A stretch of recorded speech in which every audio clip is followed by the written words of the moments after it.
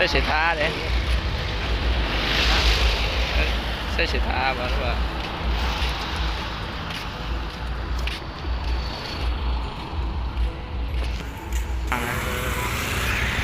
แล้วไป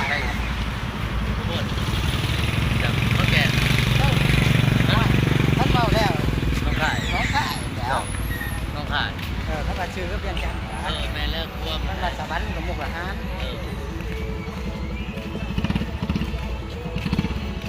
แก่วันแก่น้องขาย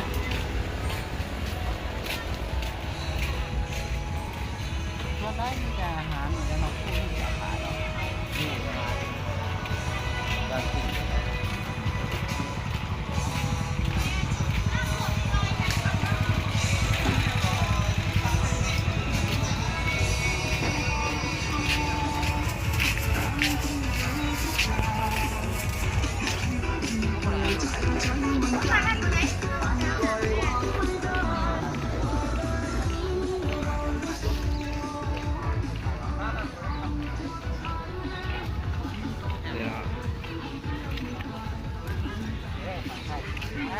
ก็คนมาหอดมือทั้งยึดหัก ทางนั้นก็เป็นไทยเนาะ จะอยากรู้เบิดอะไรทางไทยอันนี้มันยังจะเที่ยงกันเนี่ยมันบุกแห้งขนาดเพราะไปว่าไปขึ้นทั้งคนได้ทั้งไต่แถวบ้านขึ้นแห้ง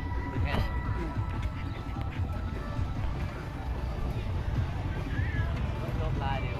โอ้เขาว่ามาวันตลาดเนี่ยน้องจับโดนงานรอดีจับโดนลายก็หมาย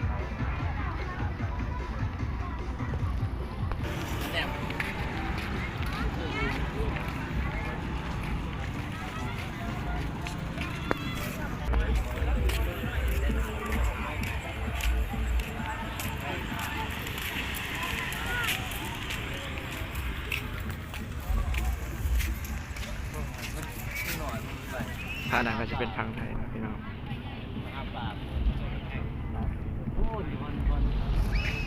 ภาคคนนั้นเขาก็อ่านหน้าตาเป็นน้อยผู้ใหญ่เนาะใช่เลยเนี่ย บริษัทบริษัททามเบิ้งไม่งั้นนี่คือตุ๊กตาโอ้ตอนนี้ลงไปวันนะสไลเดอร์เนาะแล้วก็มามุนนะพี่น้องเสร็จมาหน่อยยื่นหมักอันนี้ลูกเคยนั่นลูกสาวได้ดูผู้เดียวต้องเลยแม่ไผ่ต้องไผ่4 คนได้ไม่ได้ตัวมีของ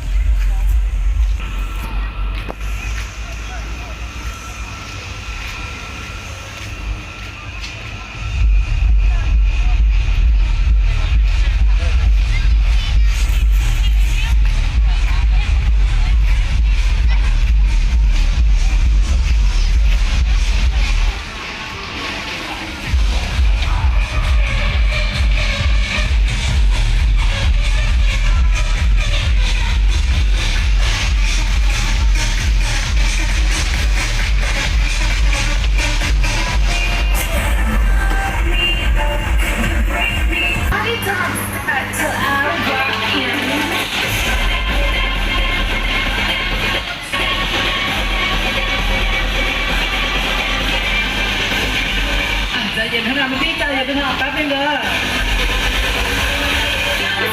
แป๊บนึงจ้า